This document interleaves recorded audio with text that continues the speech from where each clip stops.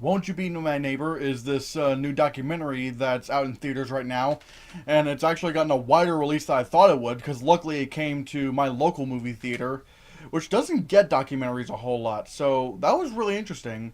And what Won't You Be My Neighbor is about is basically about Fred Rogers, the guy who created Mr. Rogers' Neighborhood, starred in it, did almost everything in the show, and explored why he had certain viewpoints on things and why we have lost touch of that. And I was really anticipating this movie because, I mean, granted, I had not watched a lot of Mr. Rogers' Neighborhood as a kid because, like mainly the shows I would watch were mainly animal based, like Zaboomafoo, Amazing Animals, Really Wild Animals. I did watch a little bit of Mr. Rogers' Neighborhood. Like I said, I didn't watch a whole lot when I was a kid, and whenever I did, I didn't really pick up on a lot of the big messages that were being said that this movie explores, which is one thing I was absolutely floored by with Won't You Be My Neighbor, that Mr. Rogers used his television program to preach his religious thoughts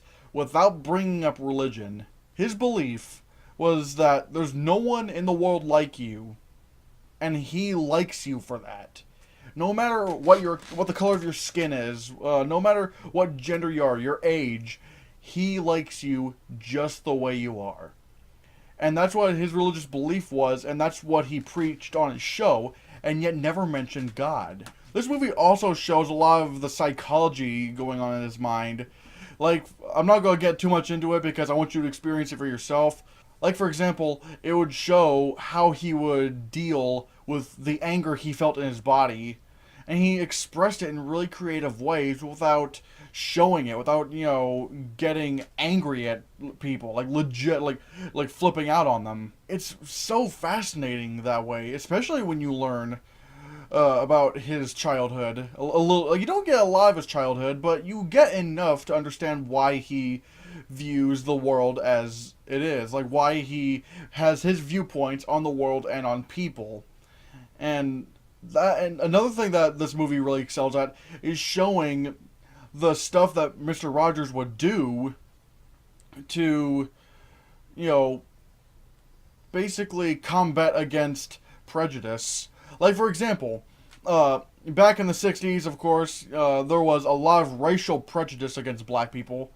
And so much so that there were even hotel owners who would see black people in their pools and say, "Get out, get out," and would actually pour bleach in there. Bleach! To scare the black people away. And what did Mr. Rogers do? He took a kiddie pool, soaked his feet in there, had a cast member, a character named Officer Clemens, which is also a very important thing back then because, black people were usually seen being chased by the police because of the police brutality, and you could argue that's still relevant today. And seeing a black person in such an authoritative role was in itself revolutionary. But Officer Clemens came by, and Mr. Rogers invited him to soak his feet in the pool, in the little kiddie pool.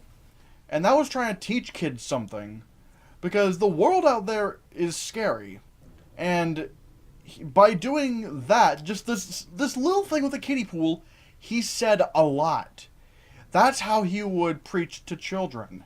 Not even bringing up religion, just bringing up the importance of just treating people like good people. Just being a good person. The fundamental reason for human existence. And he did that. And it even brings up the fact that Francois Clemens, the guy who played Officer Clemens, was a gay man. And there are actually some things that are pretty shocking that Mr. Rogers said, and that you can still look up. But, again, I'm not going to get into it, but it sort of comes around to where even Mr. Rogers learns a lesson, which is very human of him, and I really give them credit to that, especially when trying to make a documentary about Mr. Rogers. Again, I'm not going to go into it a lot, because you can either research it for yourself or watch the documentary yourself, but that was a very human moment, and especially learning from that human moment.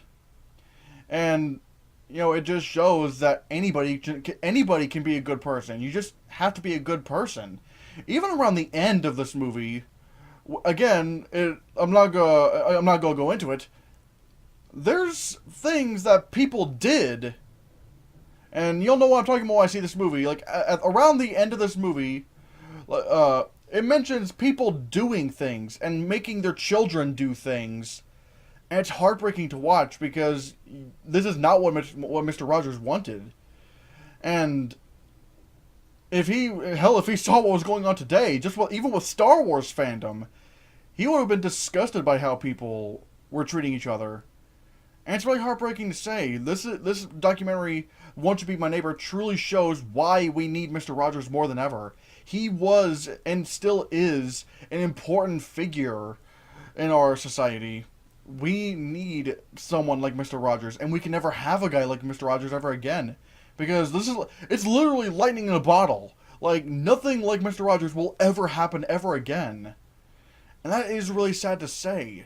But this documentary, Won't You Be My Neighbor, just emphasizes that. It emphasizes why we just need to be good people towards each other.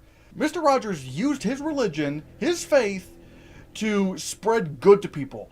And just preached that, just treating people like good people, just being a good person, is the fundamental existence of life. One of the complaints I've had about many religious movies, like God's Not Dead or God's Not Dead 2, and a lot of other ones, those movies focused on the prejudice side of religion. That, hey, if you're not a Christian, like if you're an atheist, you're a bad person. No, that's not what being a Christian is about. Being a Christian is accepting people for regardless of what they believe, what they are. Just be a good person. And a lot of Christians today have kind of forgotten that. I'm not saying all, because I know of a lot of Christians who are good people. And I'm hoping it's a slight majority. I mean, I wish it was a bigger majority, but I'd like to believe there's a good majority of Christians who are good people and just want to spread good things to people, because that's what being a Christian is about. Hell, God's Not Dead 3 took that lesson and implemented it in that film, the movie God's Not Dead, A Light in Darkness. The third God's Not Dead film, I said this in my review of that film, that understood Christianity. That understood that you just need to be good people towards each other. That prejudice is just not a good thing when it comes to Christianity. It's just gonna make you look bad, and it just makes you a jerk. I'm hoping we can start to see more movies like this. More movies that show that, just be a good person and you're good. You just need to be a good person and just treat each other as everyone else. Like, just treat people in a well, meaningful manner. And I feel like this is a movie we need right now. Won't You Be My Neighbor is honestly one of the best movies I've seen all year. It is utterly fantastic. Go watch Won't You Be My Neighbor. If it's playing in a theater near you, go watch it. It's going to make your heart sink like it did mine. And I'm giving Won't You Be My Neighbor a 10 out of 10.